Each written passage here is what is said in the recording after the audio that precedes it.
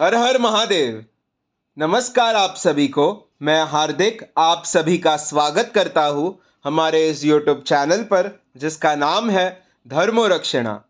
अनंत काल से सनातन धर्म अपने इतिहास और उसकी विशेषताओं के लिए जग प्रसिद्ध है। हम आपके लिए सनातन धर्म से जुड़े साहित्य, विज्ञान, देवी देवताओं के महात्म्य और अन्य शास्त्र जो हमारे ऋषि मुनियों द्वारा रचित अथवा लिखित है, उन सभी की जानकारी आपके लिए यहाँ प्रस्तुत करेंगे।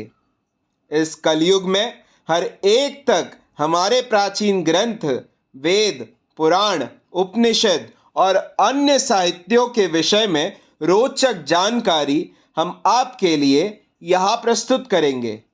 आशा करते हैं हमें आपका सकारात्मक प्रतिसाद मिलता रहेगा।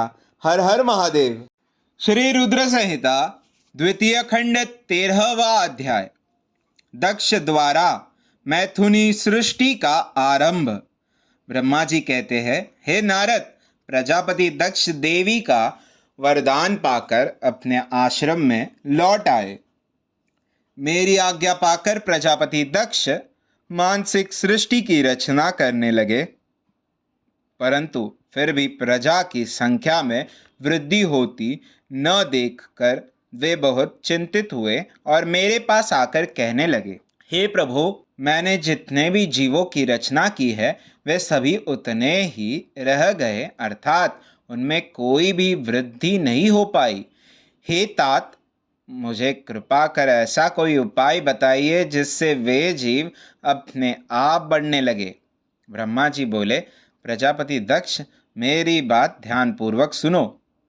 तुम त्रिलोकीनाथ भगवान शिव की भक्ति करते हुए यह कार्य संपन्न करो, वे निश्चय ही तुम्हारा कल्याण करेंगे।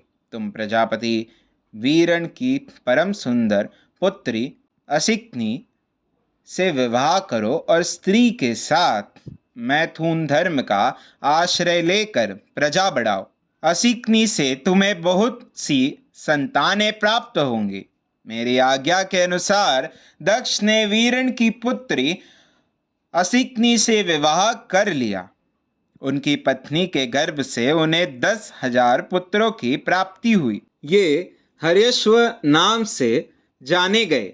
सभी पुत्र धर्म के पथ पर चलने वाले थे। एक दिन अपने पिता दक्ष से उन्हें प्रजा की सृष्टि करने का आदेश मिला। तब इस उद्देश्य से तपस्या करने के लिए वे पश्चिम दिशा में स्थित नारायण सर नामक तीर्थ पर गए। वहां सिंधु नदी व समुद्र का संगम हुआ है। उस पवित्र तीर्थ के जल के स्पर्श से उनका मन उज्जवल और ज्ञान से संपन्न हो गया। वे उसी स्थान पर प्रजा की वृद्धि के लिए तप करने लगे। नारद, इस बात को जानने के बाद तुम श्री हरि विष्णु की इच्छा से उनके पास गए और बोले, दक्ष पुत्र हर्यश्वगण, तुम पृथ्वी का अंत देखे बिना सृष्टि की रचना करने के लिए कैसे उह्यात हो गए?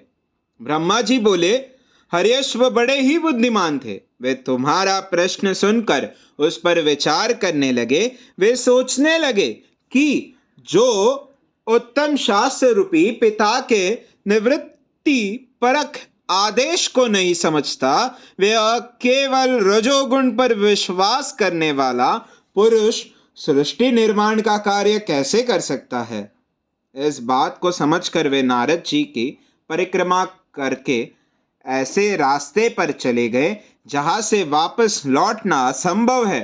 जब प्रजापति दक्ष को यह पता चला कि उनके सभी पुत्र नारद से शिक्षा पाकर मेरी आज्ञा को भूलकर ऐसे स्थान पर चले गए जहां से लौटा नहीं जा सकता, तो दक्ष इस बात से बहुत दुखी हुए। वे पुत्रों के वियोग को सह नहीं पा रहे थे। तब मैंने उन्हें बहुत समझाया और उन्हें सांत्वना दी।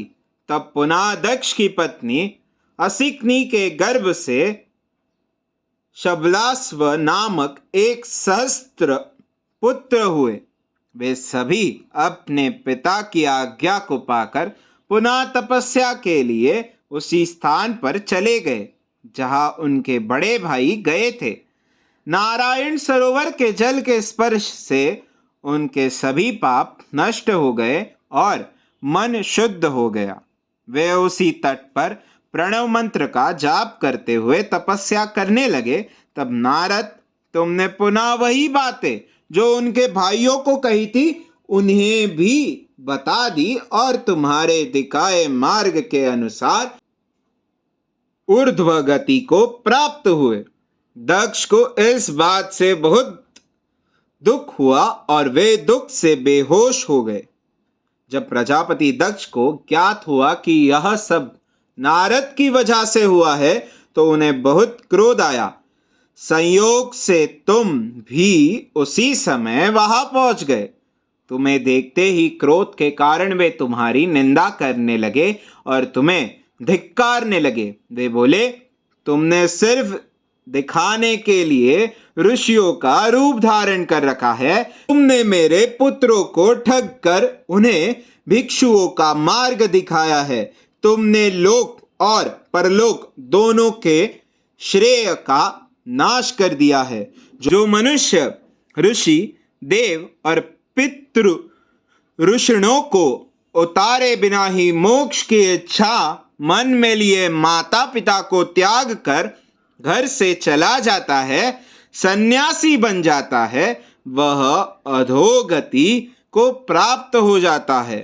हे नारद, तुमने बार बार मेरा अमंगल किया है, इसलिए मैं तुम्हें शाप देता हूं कि तुम कहीं भी स्थिर नहीं रह सकोगे। तीनों लोकों में विचरते हुए तुम्हारा पैर कहीं भी स्थिर नहीं रहेगा, अर्थात तुम्हें ठहरने के लिए सुस्थिर ठिकाना नहीं मिलेगा। नारद, यद्यपि तुम साधु पुरुषों द्वारा सम्मानित हो, परंतु तुम्हें शोकवश दक्ष ने ऐसा शाप दिया जिसे तुमने शांत मन से ग्रहण कर लिया और तुम्हारे मन में किसी प्रकार का विकार नहीं आया। अध्याय 13वां समाप्त। हमारे कार्य की सराहना करते हुए हमारे इस YouTube चैनल को सब्सक्राइब करें, शेयर करें और लाइक करें। हमारे कार्य मानव जाति के हित हेतु अधिकांश मानव जाति तक पहुंचाने के लिए हमारी सहायता करें। भविष्य में हमारे सनातन धर्म के विषय में जानकारी प्राप्त करने हेतु हमारे साथ यहाँ बने रहिए हमारे इस YouTube चैनल पर, जिसका नाम है धर्मो रक्षणा। धर्मो रक्षति रक्षितः। हर हर महादेव।